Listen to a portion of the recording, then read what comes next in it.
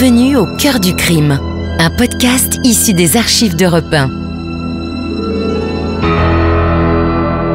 Savez-vous que plus d'un tiers des crimes et délits commis en France sont traités par la gendarmerie nationale?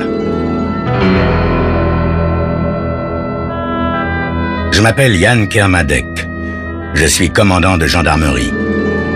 Je dirige une section de recherche dont la mission essentielle est une mission de police judiciaire.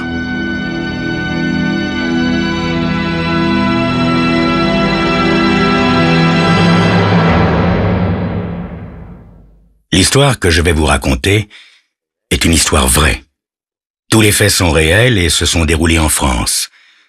Seuls les noms des personnes et des lieux ont été changés.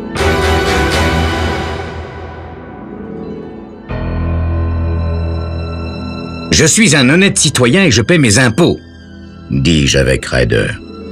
Alors quand vous aurez fini de mettre à sac ma propriété, j'exige que tout soit remis exactement dans l'état où vous l'avez trouvé. Ne vous inquiétez pas, monsieur Warren, dit l'inspecteur Littleton. Tout sera remis en place, que nous trouvions quelque chose ou non. Bien entendu, il fait allusion au corps de ma femme. Seulement, jusqu'ici, il n'a strictement rien trouvé. Pourtant, Dieu sait qu'il se donne du mal, le petit inspecteur Littleton. Ces hommes ont pratiquement défoncé tout mon jardin. La pelouse de devant ressemble à un champ labouré et ils ont l'air bien partis pour démonter ma maison morceau par morceau. Tiens, ne les voilà-t-il pas qui transportent un marteau-piqueur au sous-sol? Littleton, lui, est tranquillement installé à la cuisine avec moi et sirote son café, l'air parfaitement sûr de lui. La surface totale des États-Unis est de 9 347 679 km², dit-il. Elle comprend des montagnes et des plaines, des villes et des terres de culture, des déserts et des cours d'eau. Et pourtant, quand un homme tue sa femme, il choisit systématiquement de l'enterrer dans les confins de sa propriété. C'est sûrement l'endroit le plus sûr, me dis-je. Si on enterre sa femme dans les bois, il y a toujours un boy scout pour faire un trou là où il faut pas et découvrir ce qu'il ne faut pas découvrir. Quelle est exactement la superficie de votre terrain? Demande Littleton avec un sourire à peine narquois. 18 mètres sur 45. Vous rendez-vous compte, inspecteur, que j'ai travaillé pendant des années pour avoir ce terreau dans mon jardin. Vos hommes ont retourné la terre jusqu'au sous-sol et maintenant, je vois des traces d'argile jaune partout. Eh oui, monsieur Warren, mais, voyez-vous, j'ai bien peur que vous ayez d'autres sources d'ennui que la couche arable de votre jardin. De la fenêtre de la cuisine, je vois tout ce qui se passe dans la cour de derrière. Sidérant, mais positivement sidérant. Sous la surveillance de la police, une demi-douzaine de manœuvres municipaux sont en train de creuser des tranchées. Littleton aussi observe la scène. Nous sommes très méticuleux, monsieur Warren. Nous analyserons la suite de votre cheminée et nous passerons au tamis les cendres de votre chaudière. J'ai le chauffage au mazout, dis-je en me versant une nouvelle tasse de thé. Et je n'ai pas tué ma femme, inspecteur. En fait, je n'ai aucune idée de l'endroit où elle se trouve. Hein? Alors, comment expliquez-vous son absence? Mais je ne me l'explique pas, inspecteur. Émilie s'est contentée de faire sa valise pendant la nuit et de me quitter. Évidemment, fait Littleton. Mais votre femme était assurée pour 200 000 $, non? Hein? Et vous en êtes le bénéficiaire. C'est exact, inspecteur. Cette assurance a certes été un facteur important dans ma décision. Mais ça n'était pas là mon véritable mobile. En fait, je me suis débarrassé d'Émilie parce que je ne pouvais tout simplement plus la supporter. Oh, je ne prétendrai pas que, lorsque je l'ai épousée, j'étais la proie d'une passion dévorante. Oh non, loin de là. Mais pour un homme comme moi, qui considère que le mariage doit être un arrangement commode et non une idylle romantique, Émilie était la candidate idéale. Ni jolie, ni laide, elle était quelconque, silencieuse, timorée. Mais il est quand même stupéfiant de voir comment, une fois établie dans la sécurité du mariage, la femme la plus quelconque, silencieuse, timorée, peut se transformer en mégère. Enfin, elle aurait pu au moins se montrer reconnaissante. « Comment vous entendiez-vous avec votre femme ?» demande soudain Littleton.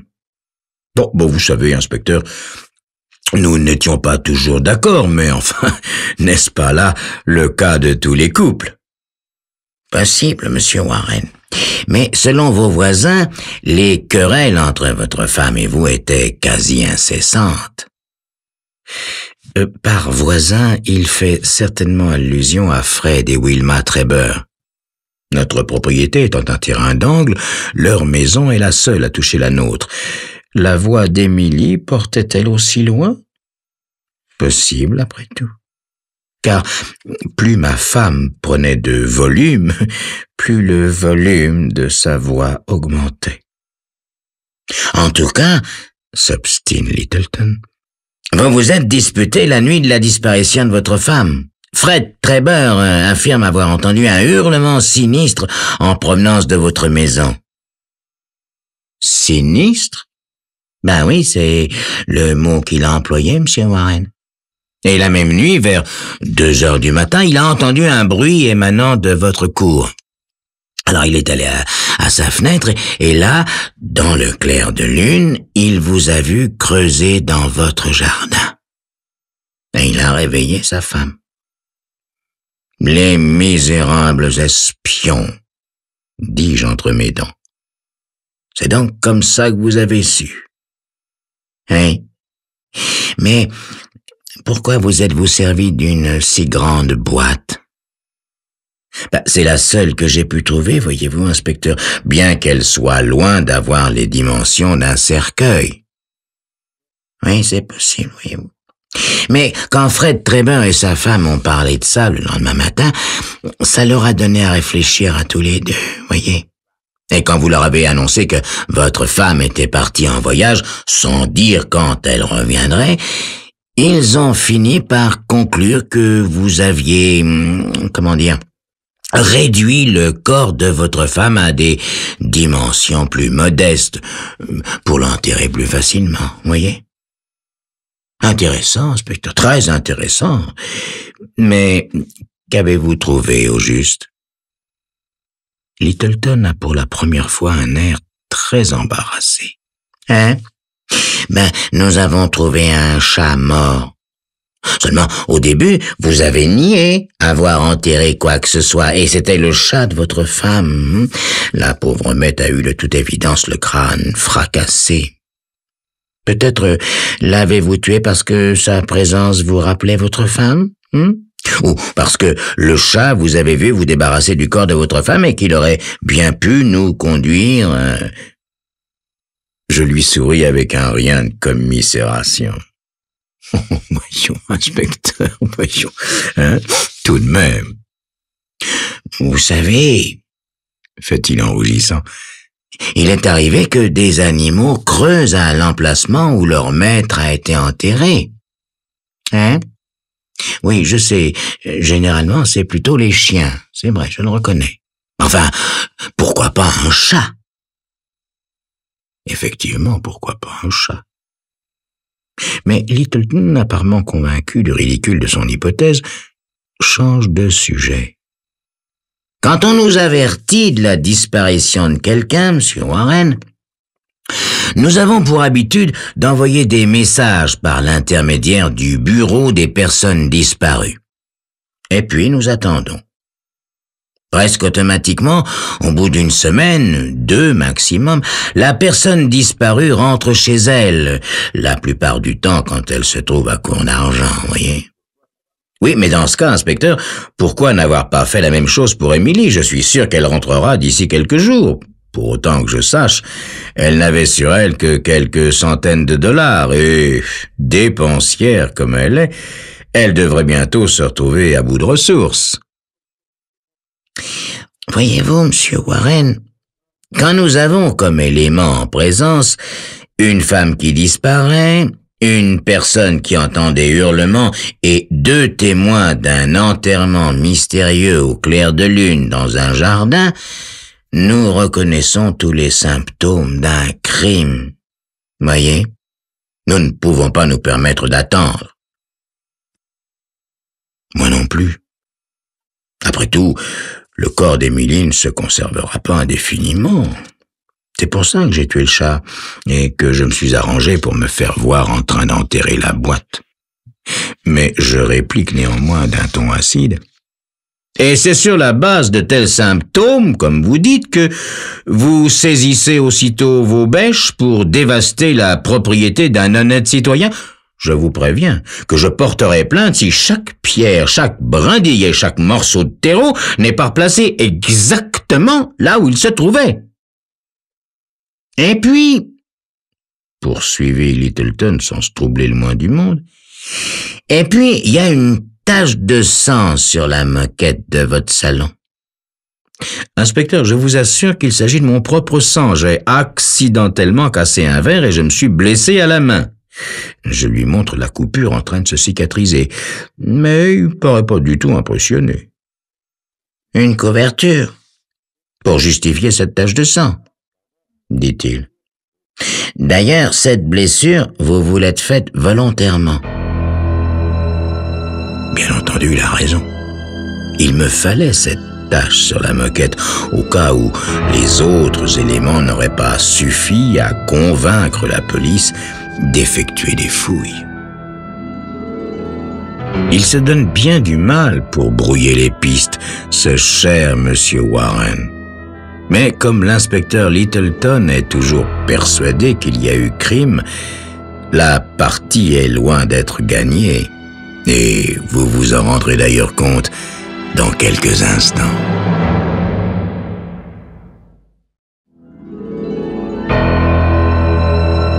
Albert Warren a assassiné sa femme, dissimulé le corps et veut faire croire à une disparition volontaire.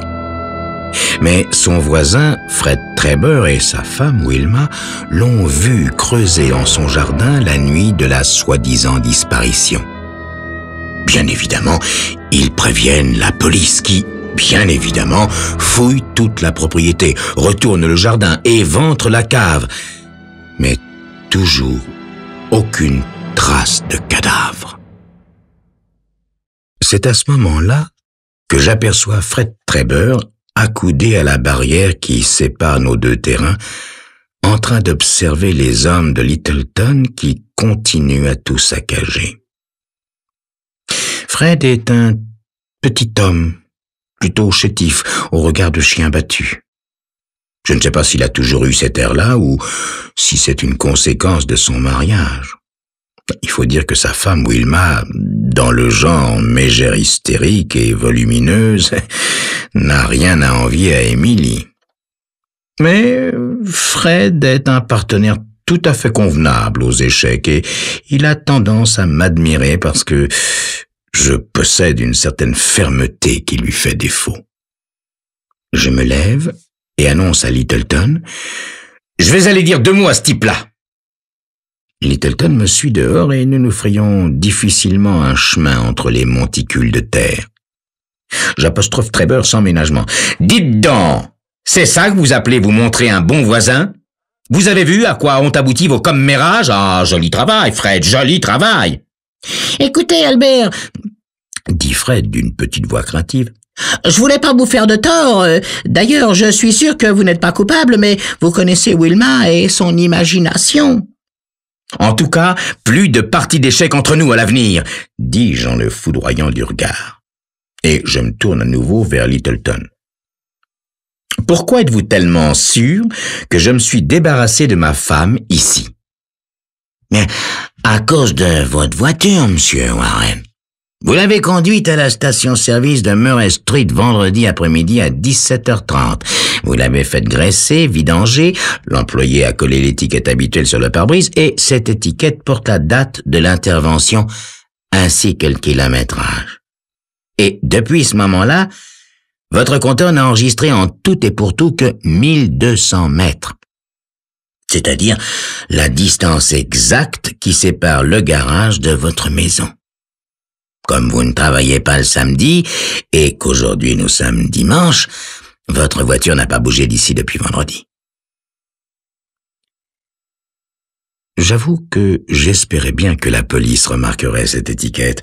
Sinon, il m'aurait fallu attirer son attention dessus d'une manière ou d'une autre. Et comme le terrain vague le plus proche est à 3 kilomètres, personne n'allait supposer que j'aurais pu transporter sur mon dos les 85 kilos d'Emily. Littleton et moi retournons à la maison. Je prépare du café frais, davantage pour tuer le temps que parce que j'en avais envie. L'après-midi s'écoule lentement et Littleton, à mesure que ses hommes viennent au rapport, perd peu à peu de son assurance. Le soleil finit par se coucher et à 18h30, le marteau-piqueur se tait enfin au sous-sol. Un certain sergent Chilton entre dans la cuisine, l'air harassé et le bas du pantalon maculé d'argile. « Rien en bas, inspecteur, absolument rien !» Littleton serre les dents sur le bout de cigare qu'il mâchouille depuis 1 heure. « Vous en êtes certain? Vous avez vraiment fouillé partout? »« Ah, je serais prêt à parier ma vie là-dessus !» répond Chilton. « S'il y avait un corps dans le coin, nous l'aurions découvert, et les hommes qui travaillent dehors ont fini eux aussi. »« Je sais que vous avez tué votre femme, » dit Littleton en me jetant un regard furibond. « Je le sens. » Il y a toujours quelque chose de pitoyable à voir un homme plutôt intelligent faire appel à son intuition. Toutefois, dans ce cas précis, Littleton a tout à fait raison. Un agent entre dans la cuisine par la porte de derrière. « Inspecteur !» dit-il tout essoufflé. « Je viens de parler à ce type-là, Trébert, vous savez, le voisin. »« Oui, et alors ?» demande Littleton. « Eh ben, il dit que ce monsieur Warren possède un cottage près d'un lac dans le comté de Byron. » Alors là, je manque lâcher ma tasse de café et mon visage a sûrement dû changer de couleur. Mais Littleton ne s'aperçoit de rien. Il se lève d'un bond, se frotte les mains et se met à rire. « Nous y voilà, qu'est-ce que je vous disais, hein?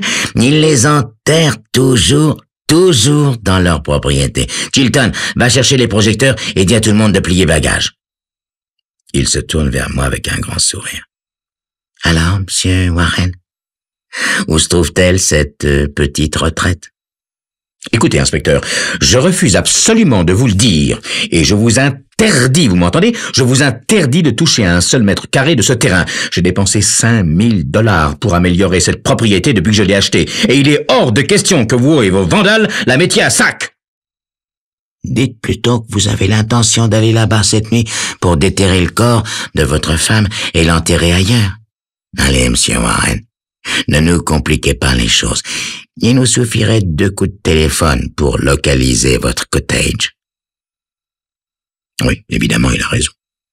Alors, la mort dans l'âme, je lui donne l'adresse.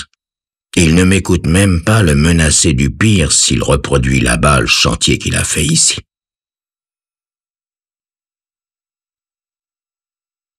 Après le départ de Littleton et de sa horde sauvage, je me laisse tomber dans un fauteuil du salon, après m'être servi un whisky bien tassé. Quelle déveine! Mon Dieu, non mais quelle sacrée déveine! Il est presque minuit quand on frappe légèrement à la porte de derrière.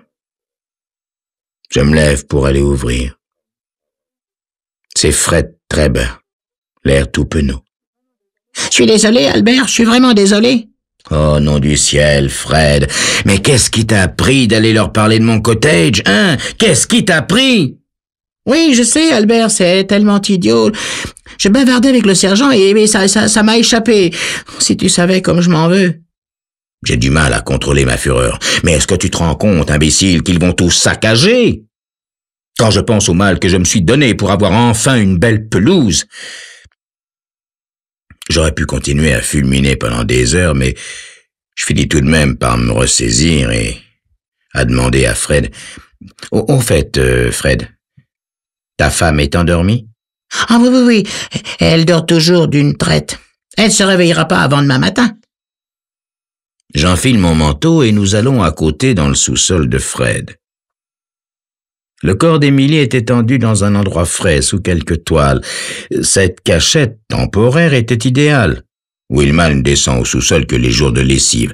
Fred et moi ramenons Émilie à la maison et la descendons dans ma cave. L'endroit a l'air d'un vrai champ de bataille. Nous laissons tomber Émilie dans un des trous les plus profonds et la recouvrons de 50 centimètres d'argile et de terre. Fred a l'air un peu inquiet. T'es sûr qu'ils vont pas la découvrir? Mais évidemment, voyons. Il n'y a pas de meilleure cachette qu'un endroit déjà fouillé. Demain, l'équipe va revenir, les trous sont comblés et le sol refait. Nous remontons ensuite à la cuisine où je nous sers un whisky bien mérité. Albert, faut-il vraiment que j'attende toute une année? Me demande Fred plaintivement. Absolument, Fred. Nous ne pouvons pas nous permettre d'éveiller des soupçons. Dans 1 an environ, tu pourras assassiner ta femme et je la garderai dans mon sous-sol jusqu'à ce qu'ils aient fini de fouiller ton terrain. Quand même, ça fait longtemps à attendre avec Wilma, soupire Fred. Mais nous avons joué à pile ou face, sans tricher, et c'est toi qui as gagné. Il boit une gorgée de son whisky et me regarde d'un air un peu hésitant. Dis, tu parlais pas sérieusement, Albert? Quand ça? Quand tu as dit que tu ne jouerais plus aux échecs avec moi. En pensant à ce que la police devait être en train de faire de mon cottage, de mes massifs d'hortensia et de ma superbe pelouse, j'avoue que je suis bien tenté de lui dire que si, je parlais tout à fait sérieusement. Mais le pauvre a l'air si malheureux et si repentant que je soupire avec indulgence et pose une main sur son épaule. Non, Fred, ça ira pour cette fois. Et aussitôt, son visage s'illumine. Je cours chercher l'échiquier, dit-il.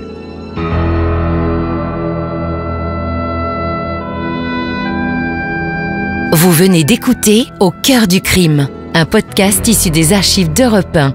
Réalisation, Julien Tarot. Production, Romy Azoulay. Patrimoine sonore, Sylvaine Denis, Laetitia Casanova et Antoine Reclus. Promotion, Marie Corpet. Au cœur du crime est disponible sur le site et l'appli Europe 1. Écoutez aussi l'épisode suivant en vous abonnant gratuitement sur votre plateforme d'écoute.